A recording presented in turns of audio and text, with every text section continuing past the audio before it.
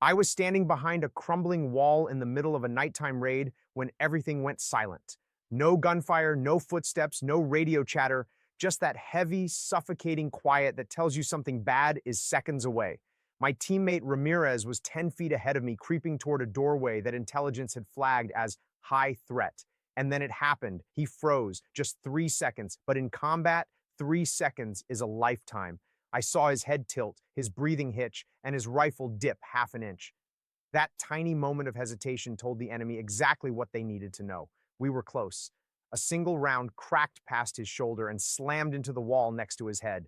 Those 3 seconds almost killed him, and they almost killed me. Most people think hesitation is just a harmless pause, a moment to gather your thoughts. But when I talk about hesitation, I'm not talking about thinking, I'm talking about freezing. That instinctive pullback your brain creates when it senses uncertainty, that's what almost ended Ramirez's life that night.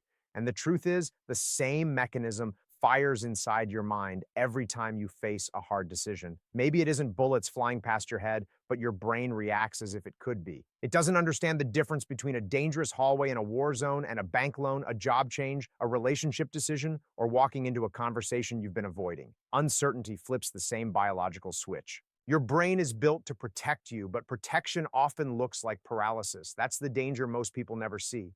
Your brain is designed to stop you before you act, not after.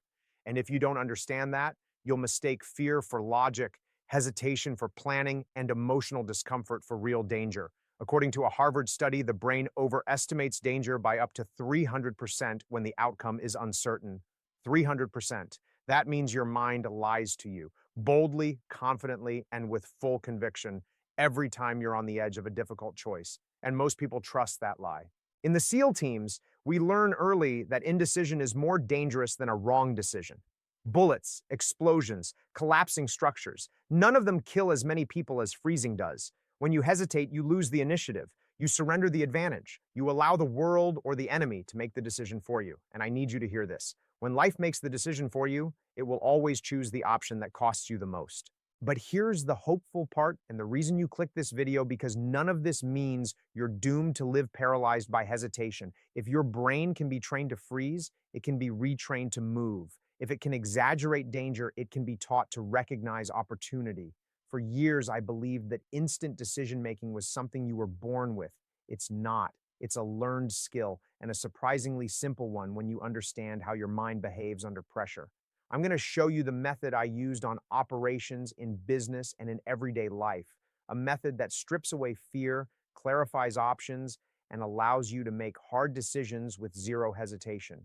Ramirez survived that night because he broke out of his freeze and trusted the rule I'm about to teach you.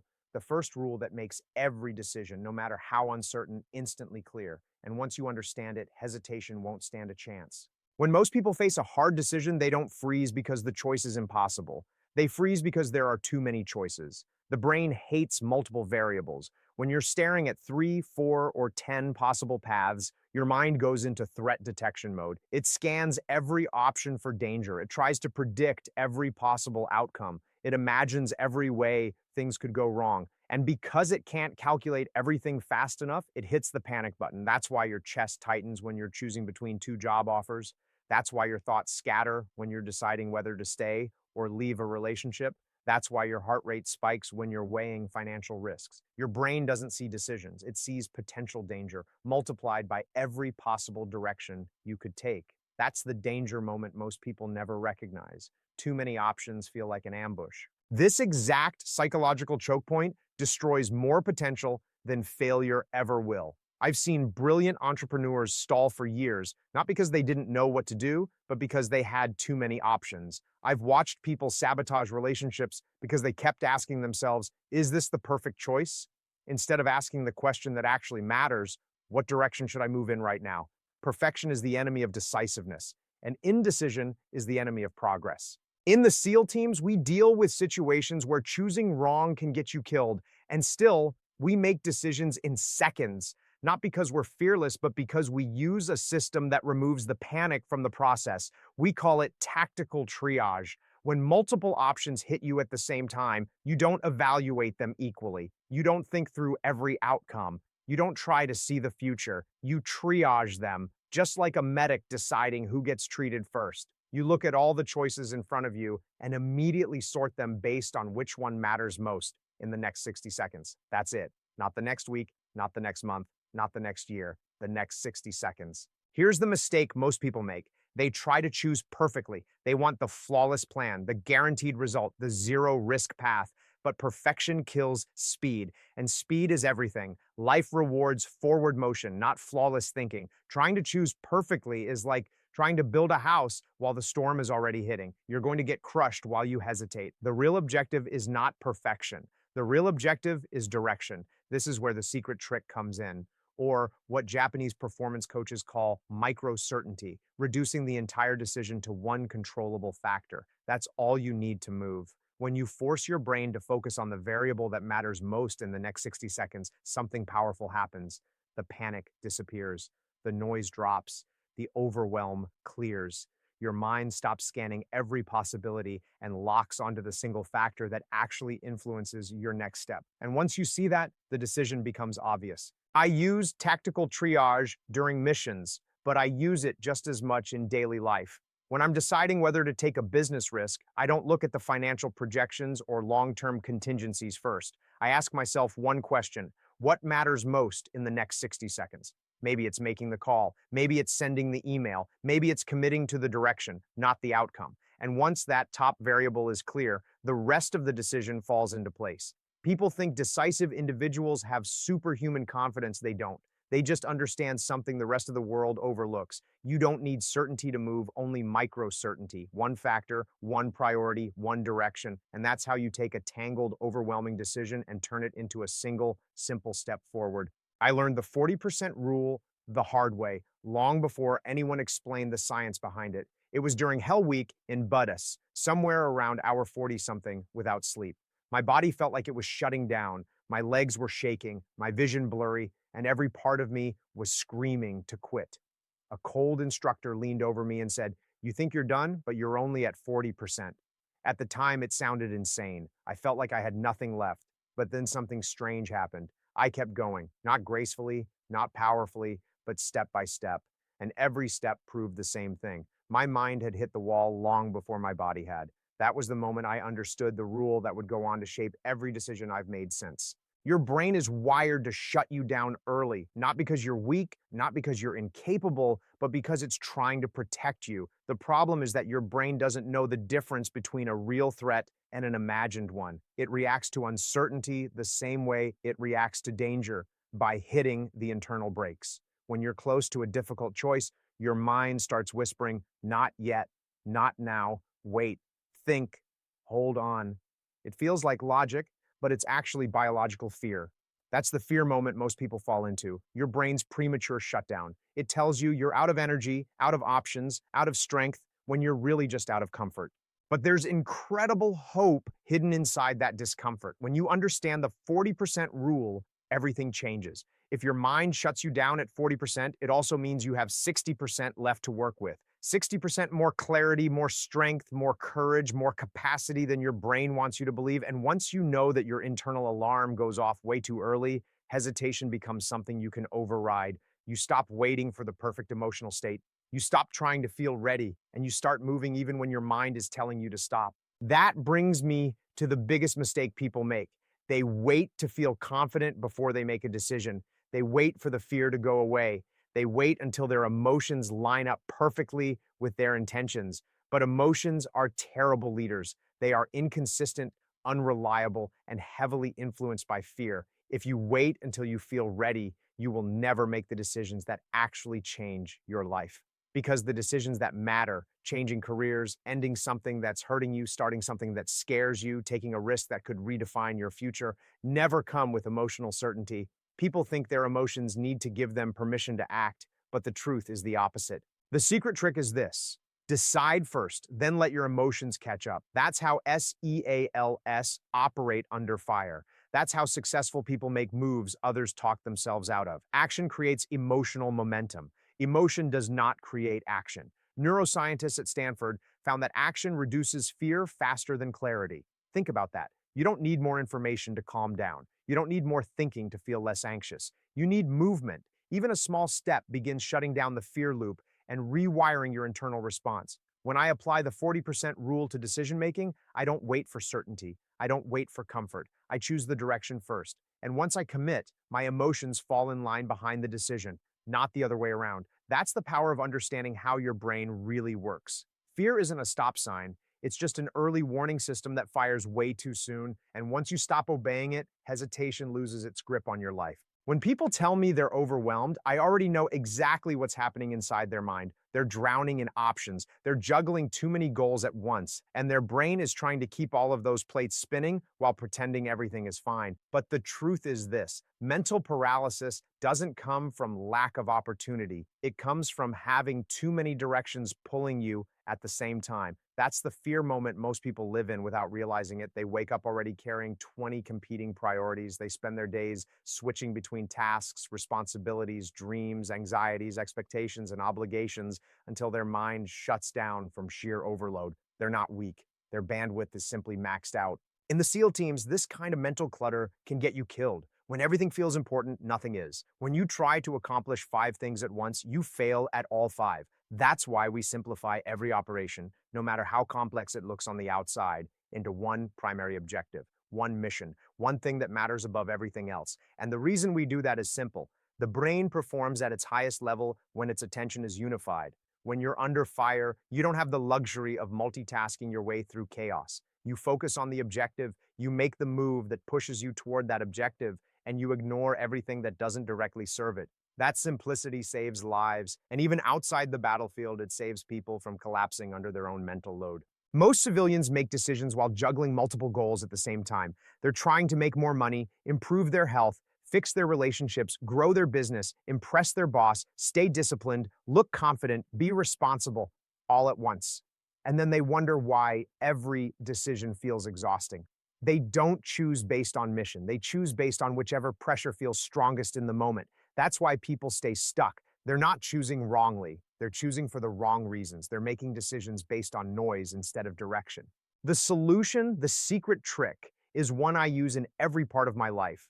If a choice doesn't advance the main mission of your life, it's already a no. That's the simplest, most powerful clarity filter you will ever use. People think they need pros and cons lists, hours of thinking, long conversations, or endless reflection to make good decisions, but they don't. They just need a mission. The moment you know your mission, whether it's building a business, healing your health, creating stability for your family, or becoming the disciplined version of yourself, you stop being pulled in 10 different directions. Every decision becomes a yes or a no based on one question: does this move me toward the mission or away from it? Leadership researchers discovered that decision fatigue drops up to 70% when you operate from a single mission. That's not an opinion, that's data. And think about how liberating that is. 70% of the exhaustion you feel around decision making comes from trying to serve too many masters at once. Remove the excess targets, set one primary objective, and suddenly your path becomes obvious. When I apply the one mission, one move rule, my life becomes powerfully simple. I don't chase opportunities just because they look good. I don't say yes out of guilt or fear. I don't scatter my attention across dozens of side quests. I protect the mission. And because of that, every move I make has force behind it. Every action compounds. Every step pushes me forward. Once you understand this rule, the world stops feeling chaotic. You're not drowning in options anymore. You're choosing with clarity, purpose, and direction. And when your mind finally aligns with a single mission, hard decisions stop being hard. They become automatic. I learned early in my career that fear isn't a constant force. It comes in waves. It rises, peaks, fades, and then rises again. That rhythm is predictable, almost mechanical. And once you see it, you understand why hesitation feels so powerful. Most people think fear hits them once at the beginning of a hard decision, but that's not how the brain works. The brain actually rechecks for danger every 4 seconds. It scans your environment, your memories, your predictions, and your emotions, looking for anything that feels uncertain or threatening. If it finds something, even something small, it reloads the fear response and fires it again. That constant 4-second loop is why people feel stuck. They're not dealing with one moment of hesitation. They're dealing with a fear response that keeps renewing itself over and over every time they pause. That's the fear moment almost no one realizes they're trapped in. The good news is that once you understand the loop, you can beat it. There is a window, a tiny but powerful window, right between the fading of one fear spike and the reload of the next. It's brief, but it's enough. I call this the 4-second window. When you're facing a hard decision, you don't wait for the fear to disappear. You don't wait for the perfect moment. You don't wait for courage to show up. You act before fear reloads. You move in the gap. You make the call, take the step, say the words, send the message, commit to the direction, all before your brain hits the threat scan again. That's the hope hidden inside the fear cycle. Your brain resets fear constantly, but it also creates brief windows of clarity. And if you move inside those windows, you take control back from your biology. The mistake most people make is believing they need more information before they act. They think hesitation comes from not knowing enough. So they research more, they analyze more, they talk to more people, they wait for the fog to clear, imagining that clarity will remove the fear. But clarity doesn't come first. Action does. The belief that you need more information is just fear buying time. It's the mind saying, just wait 4 more seconds and I'll reload the fear so you don't have to choose yet. That's why people stay stuck for months or even years. They're not gathering information, they're collecting excuses to delay.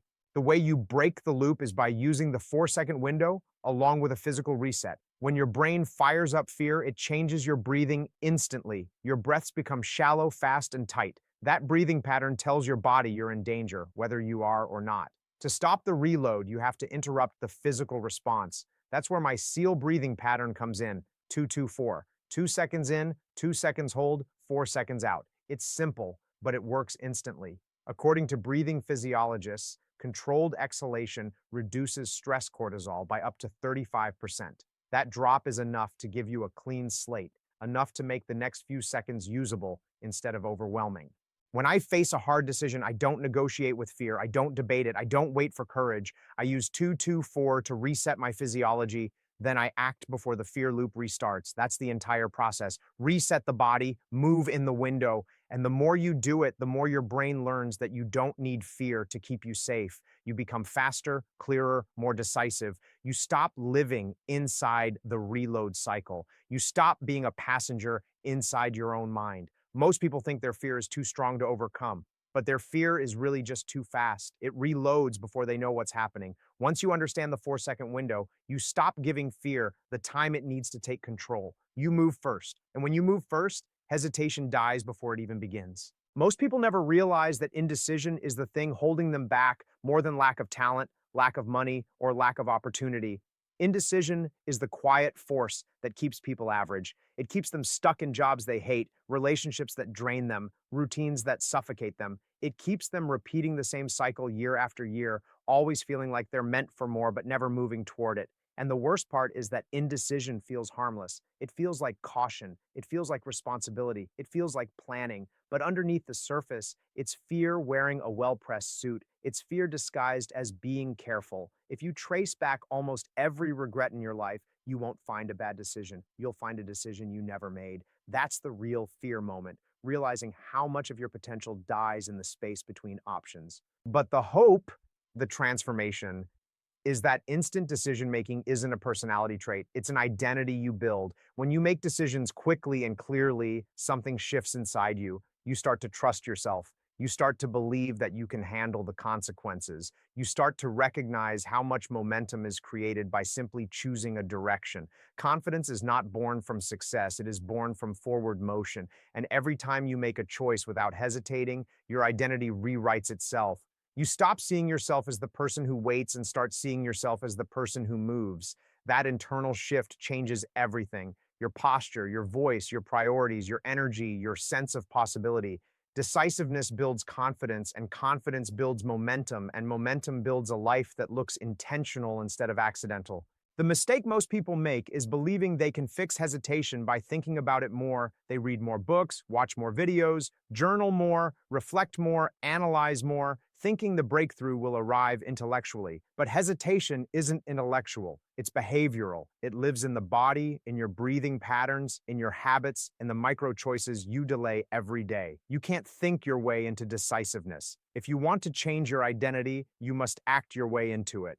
The secret trick is one I used even before I understood the science behind it. Train micro decisions daily, not big decisions, not life-changing moves. Micro decisions. Choose the harder option when it's insignificant. Don't scroll, stand up, don't debate the workout, start it. Don't think about the call, dial the number, don't analyze the project, open the file. Every one of these tiny, seemingly irrelevant decisions trains your brain to reduce the hesitation gap. Your neural pathways adapt. Your fear response lowers, your threshold for uncertainty rises, and hard choices, choices that used to terrify you, become automatic. Behavioral scientists report that identity-based habits create the fastest long-term change, and this is exactly what that looks like. You're not just practicing decisions, you're becoming the kind of person who decides. Your identity shifts from "I hope I can" to "this is what I do." When I look back at my SEAL training, at combat operations, at business decisions, at personal crossroads, the only consistent advantage I ever had was this: I stopped negotiating with fear. Fear doesn't disappear. It doesn't get weaker. It doesn't become polite. It waits for hesitation. It grows inside delay. But when you stop negotiating, when you stop waiting for emotional permission, when you act before fear reloads, your life changes. Decisions only become easy once you decide who you are. Someone who moves, someone who chooses, someone who takes responsibility for the next step instead of waiting for the perfect moment. If you want to become the person who decides instantly, don't start by trying to be fearless. Start by making the next small decision without hesitation. That's how transformation begins, not with a leap, but with a choice.